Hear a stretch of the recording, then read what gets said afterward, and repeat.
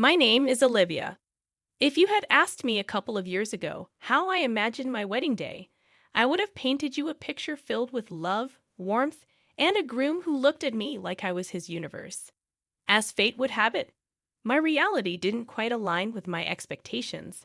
I stood at the altar about to say my vows to a man who seemed like a perfect match on paper. Adam, an average guy with an average job who charmed me with his seemingly kind-natured and sense of humor. I wore a gown that took my breath away every time I looked in the mirror. Elegant yet understated, much like how I saw myself. My father had just walked me down the aisle, a moment we had both anticipated since I was a little girl.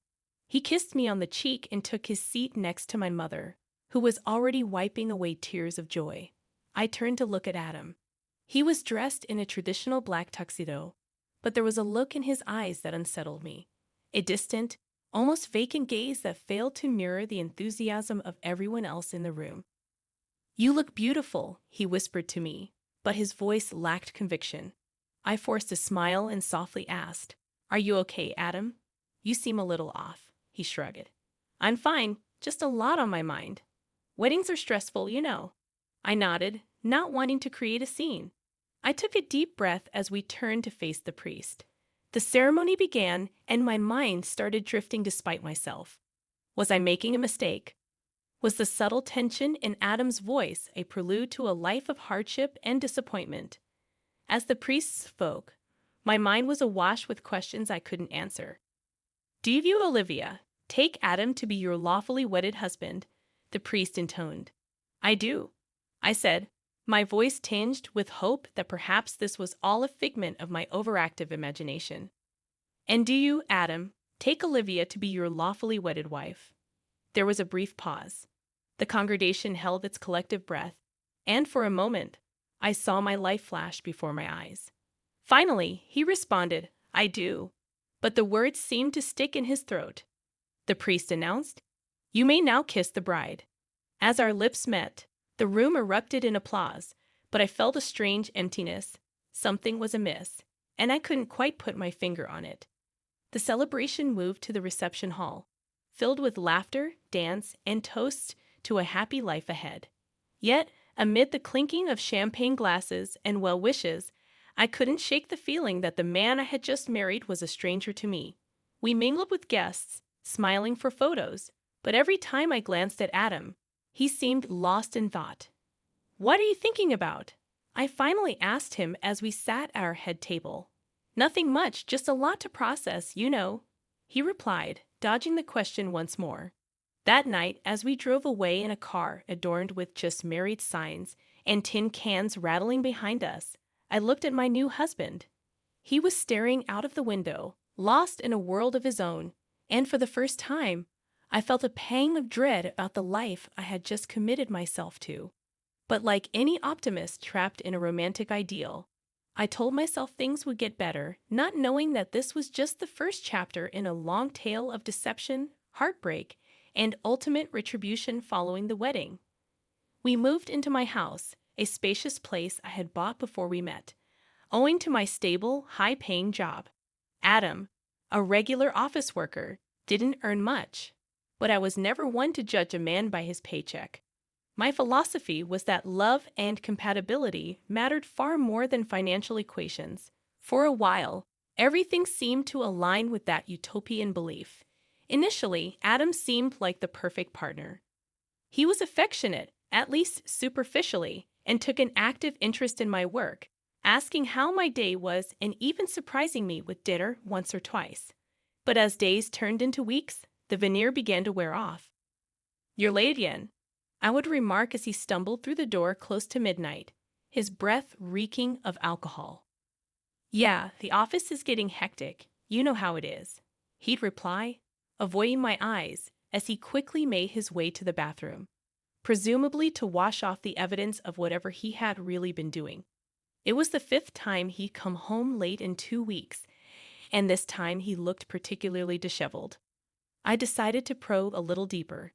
"Adam, is there something going on at work? You've been coming home late so often. I'm getting worried." He sighed as if annoyed by the question. "Look, Olivia, you wouldn't understand. It's office politics, meetings, deadlines. Don't stress over it. His dismissal didn't sit well with me. I have deadlines too, you know. I manage a whole team, but I still try to maintain a balance. Isn't that what we should both be striving for? Adam rolled his eyes. You're making a big deal out of nothing. Just let it go. The word nothing echoed in my head, amplifying my growing suspicions. I had always been perceptive, a quality that had gotten me far in my career. I could read people, get a sense of their motivations, their sincerity or lack thereof. That sense was tingling now more strongly than it had on our wedding day, but I chose to suppress it. Maybe it was pride or perhaps a simple, naive belief that love could overcome all obstacles. Whatever it was, it blinded me to the glaring red flags that were popping up around me. The man whom I had allowed to be my partner in sickness and in health was slowly becoming a stranger. His late nights at the office grew more frequent, and so did his irritability. The laughter and easy conversations that had once filled our home were gradually replaced by a tense silence. I found myself walking on eggshells, choosing my words carefully to avoid igniting another argument over the smallest of issues. Our physical intimacy dwindled too. Adam always had an excuse, whether it was stress from work or just plain exhaustion. But the worst part was the emotional disconnect. The man who had once talked about growing old with me seemed increasingly disinterested in even discussing how our day went. I didn't know then what was unraveling before me, but what was clear was that our honeymoon phase had unceremoniously ended, giving way to a harsh reality that I was yet to fully comprehend. When the 2 lines appeared on the pregnancy test, a surge of emotions overwhelmed me. I was excited, terrified, but most of all, hopeful. The idea of bringing new life into the world with Adam made my heart swell. I thought, maybe just maybe, this miracle would be the catalyst that reignited the love and affection that seemed to have dwindled between us. I waited for him to get home, rehearsing how I would break the news. I imagined his eyes lighting up, mirroring the joy I felt. I was so lost in these musings that I didn't hear him come in. When I finally realized he was there, sitting on the couch flipping through TV channels, I approached him with the pregnancy test hidden behind my back. Adam, can you turn off the TV for a second? I have something important to tell you, I said. He sighed and put the remote down. What is it now? With shaking hands, I revealed the pregnancy test. We're going to have a baby, Adam. Actually, babies. The doctor confirmed it's twins. The room fell silent. The expression on Adam's face was not what I had envisioned. Instead of joy or even a simple smile, what I saw was a strange mix of incredulity and, to my shock, annoyance. Twins? Are you sure?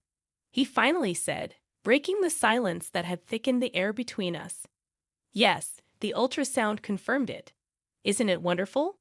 I replied, my voice cracking as I sought to find some semblance of the happy reaction I had expected. His eyes narrowed as he spoke. Great, more mouths to feed. Those words landed like a punch in the gut.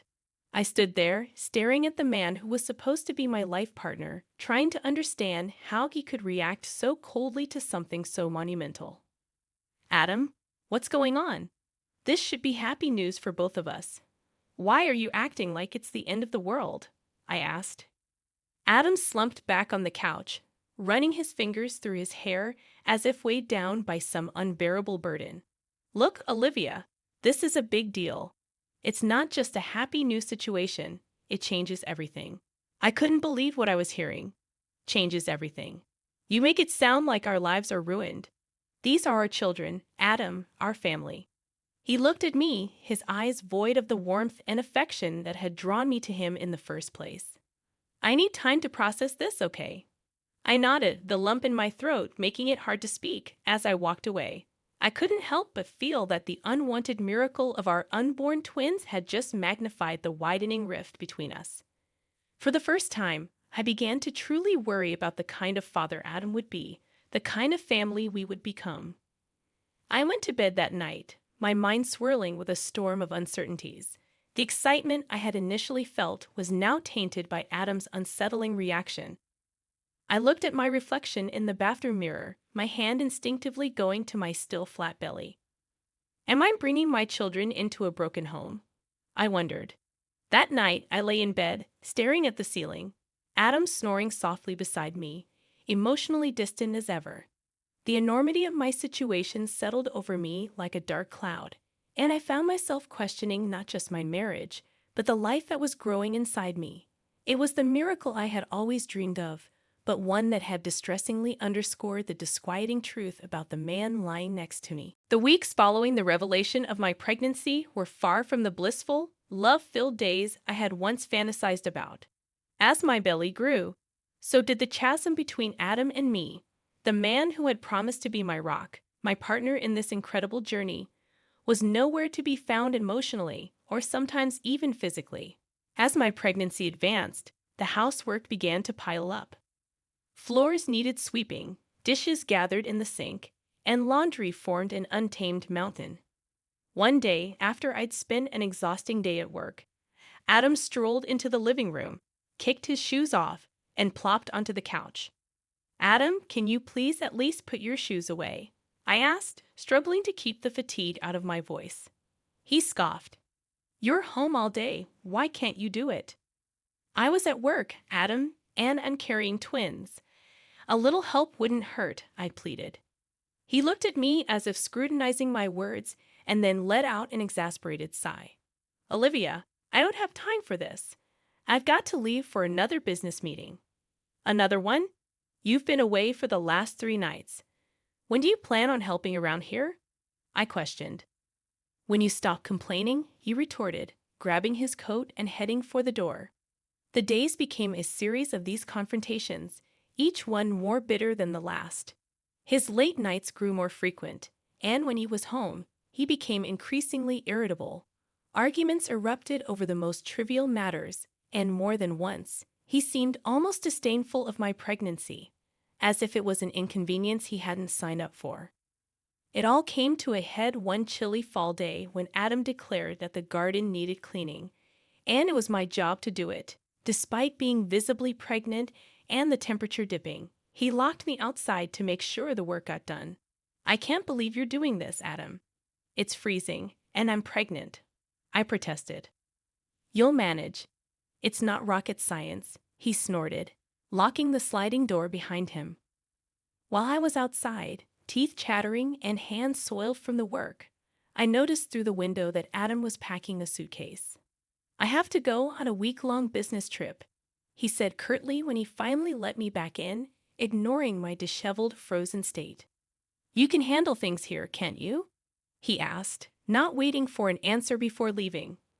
During his absence, I stumbled upon the grim reality that half his belongings were missing. I scoured the house in panic and discovered the safe was empty. A total of $250,000 I had saved up over the years had vanished. My calls to him went unanswered. That was the last straw. As I sat there surrounded by the life we had supposedly built together, the walls felt like they were closing in on me. I was overwhelmed by a cascade of feelings, betrayal, hurt, but mostly a simmering, righteous anger. It was time to accept that our relationship was not a two-way street. It was a dead end, and I was the only one who had been bringing anything to the table. The love, the support, and now even my hard-earned money. It had all been siphoned off by the man I had entrusted with my heart. I took a deep breath, steeling myself for the storm that was about to come. It was time to change the rules of this twisted game. It was time for me to take back control of my life, and, more importantly, secure a future for the lives growing inside me. Little did Adam know, he had just ignited a fuse, and I was about to explode in a way he never saw coming. As the week crawled on, each day felt like a lifetime. But I wasn't idle. I was plotting. Adam had taken advantage of my love, my trust, and my resources. He had turned his back on me at the most vulnerable point in my life. But he'd forgotten one critical thing. I was his boss's daughter, and he was still on the company payroll. I arranged a meeting with my father and walked into his office with a file of evidence I had collected. Late-night texts with unidentified numbers, receipts for luxury hotel stays when he was supposedly working late, and most importantly, bank statements that highlighted the missing $250,000. Dad, we need to talk about Adam, I said, my voice steady despite the turmoil within me. My father looked up, concern etching his features. What's going on, Olivia? I handed him the file. He's been cheating, lying, and he's stolen from our safe. He can't continue to work here. My father leafed through the papers, his eyes narrowing with each page. This is serious, Olivia. Are you sure about this? I've never been more sure about anything. He needs to go, Dad, not just from my life, but from this company. My father sighed, his hand rubbing the bridge of his nose. All right, I'll handle it from here. He won't set foot in this office again. Thank you, Dad, I said, feeling the first wave of relief wash over me. The next part of my plan was to secure my financial and legal standing. I contacted the police and formally reported the theft. I knew it would be a long process, but the wheels of justice were finally in motion. When Adam returned a week later, drunk and in the company of a strange woman, I was ready. The house was locked, and I had packed his remaining belongings in a box that sat outside the front door. What the hell is this, Olivia? He yelled, banging on the door, his words slurring. I'd opened the door a crack, not allowing him to enter. It's over, Adam. You're fired from your job. I've reported the theft, and I want you out of my life. His eyes widened in disbelief, quickly turning into fury. You can't do this to me. Before I could react, he punched me in the face. Pain exploded across my cheek, but it was overshadowed by a surge of adrenaline and resolve. That's assault, Adam. Another charge to add to your growing list, I said, my voice steady despite the pain. His face paled, realizing the gravity of his actions. You're going to regret this, Olivia. I already regret ever meeting you. Now get out, I said firmly. He picked up the box, glaring at me one last time before stumbling away into the night. As I closed the door, my body shaking from the confrontation, I realized that this was just the beginning. Adam had unleashed a side of me he'd never expected to see, and now he would face the consequences of his actions. I touched my swelling belly, making a silent promise to my unborn children. Their mother was no pushover, and their father would soon understand the extent of his mistakes. Revenge had only just begun, and I was far from done. I had the law on my side, a supportive family, and a fierce maternal instinct that would stop at nothing to protect my future world. Adam had underestimated me for the last time, and as I went through the motions to legally dissolve our marriage, press charges, and reclaim what was mine, I knew one thing for sure. The hunter had become the hunted, and I was not going to miss my shot. The courtroom was cold, sterile, a fitting arena for the final chapter of a marriage that had turned just as icy. I was seated next to my attorney, files and evidence laid neatly on the table in front of us. Across the room was Adam, disheveled and visibly nervous, flanked by his own legal counsel. Mrs. Olivia Davis, you may present your case, the judge intoned, turning toward me with a nod. My attorney began laying out the chain of events, punctuated by irrefutable evidence, text messages, financial statements, and even medical records documenting the physical abuse. How do you plead to these allegations, Mr. Adam Davis? The judge asked, his gaze shifting across the room. Adam's attorney whispered something in his ear before replying, Your Honor, my client pleads not guilty to these allegations. The audacity boiled my blood, but I remained calm, composed. This was a battle I was more than prepared for. Very well, proceed with your arguments, the judge instructed. Over the next hour, each side presented their case. Adam's lawyer tried to paint me as an overreacting, controlling spouse. They questioned the authenticity of the texts and claimed the missing money was used for joint household expenses, a blatant lie. Finally, it was my turn for the rebuttal. Your Honor, I would like to call Mr. Adam Davis to the stand. Adam looked visibly shaken but complied, swearing on the Bible before sitting. Mr. Davis, you claim the $250,000 missing from our joint account was for household expenses. Can you please provide any evidence or receipts validating that claim? He stammered, I don't have them with me right now. Isn't it true that you have been staying at luxury hotels when you claim to be on business trips? Isn't it true that you have been engaged in extramarital affairs during our marriage? Adam glanced nervously at his lawyer, who signaled him to remain quiet. So you refuse to answer? I pressed. The room hung heavy with tension. The judge broke the silence. Your silence speaks volumes, Mr. Davis. After what seemed like an eternity, the judge finally spoke. Given the overwhelming evidence presented by Mrs. Davis, I am ruling in favor of the plaintiff. Mr. Davis, you are hereby required to pay $500,000 in damages for emotional and physical abuse, as well as for the theft of marital assets. This court also grants Mrs. Davis full custody of the unborn children. The marriage between Olivia and Adam Davis is officially dissolved. As the gavel came crashing down, so did the wall that had been suffocating me for months. I looked across the room at Adam, his face a mixture of disbelief and defeat. Thank you, Your Honor, I said, my voice unwavering, finally free from the shackles of a loveless, toxic marriage. As I walked out of the courtroom, a new chapter in my life was about to begin. Adam had underestimated me, belittled me, and tried to break me. But I emerged stronger, wiser, and more determined.